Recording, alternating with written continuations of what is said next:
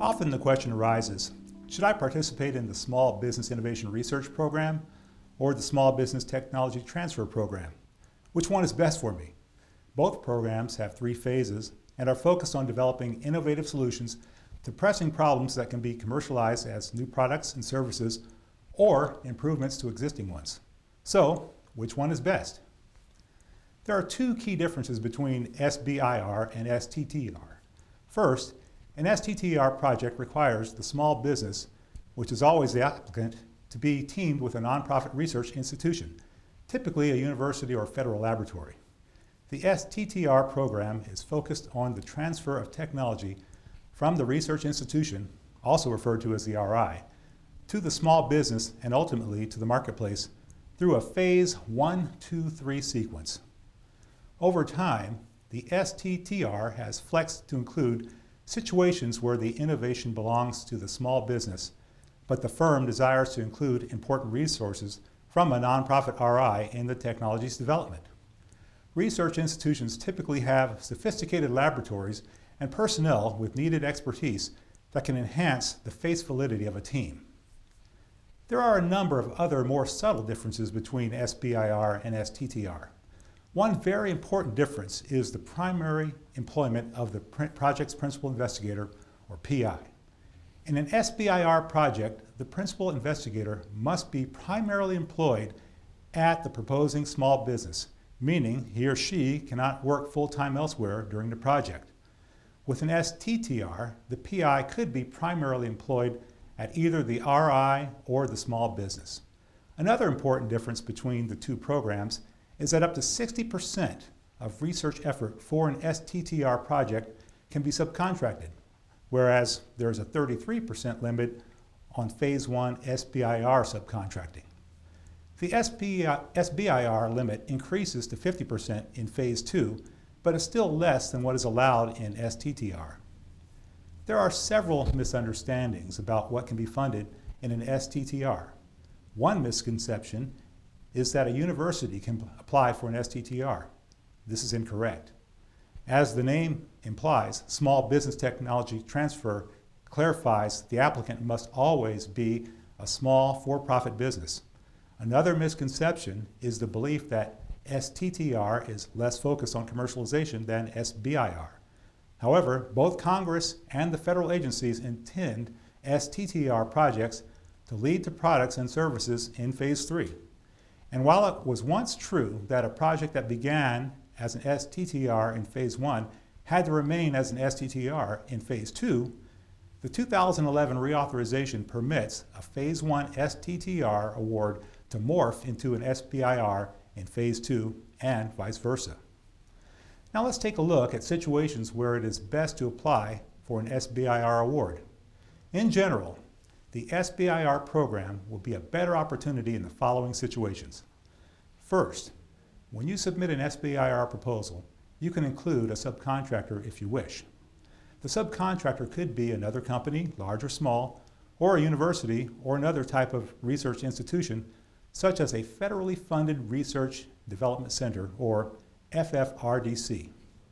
However, if you don't plan to include a nonprofit research entity in your project at all, then the STTR program is not a consideration. STTR must always include a research institution.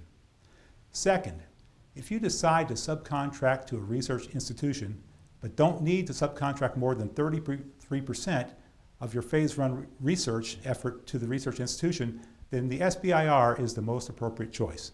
You can still involve and work with a university or RI, but through an SBIR. Third, if the personnel at the research institution prefers to participate in the project as independent consultants rather than as representatives of the university or federal laboratory, then SBIR would be appropriate. A small firm hiring consultants does not qualify for STTR because there is no nonprofit research institution acting as a subcontractor. Another reason to opt for SBIR is that some phase 3 investors may not like the idea of a nonprofit being involved with the project. This may be because of perceptions about the culture of such participants or concerns about the nonprofit's claim to intellectual property rights on the project. In this case, an SBIR would be the most appropriate choice. Finally, small firms and RIs should not jump into a hastily contrived relationship with each other just to fit the STTR program. If these partners do not have a past working history, or if otherwise either party does not feel completely comfortable with one another, then an STTR should not be pursued, and the small firm may opt to submit an SBIR instead that involves a less intensive and less collaborative relationship. We've just outlined when it is best to consider SBIR.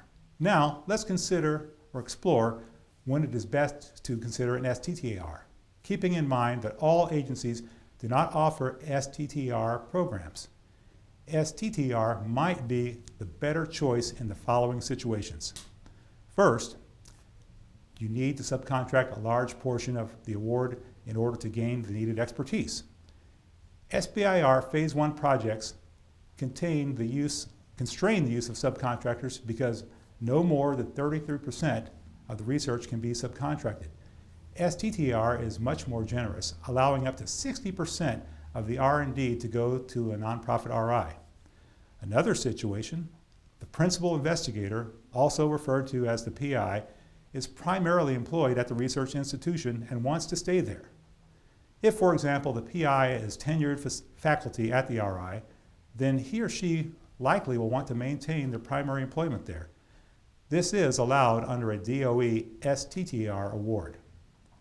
Small business and the research institution view themselves as equal partners on the project. This is another situation.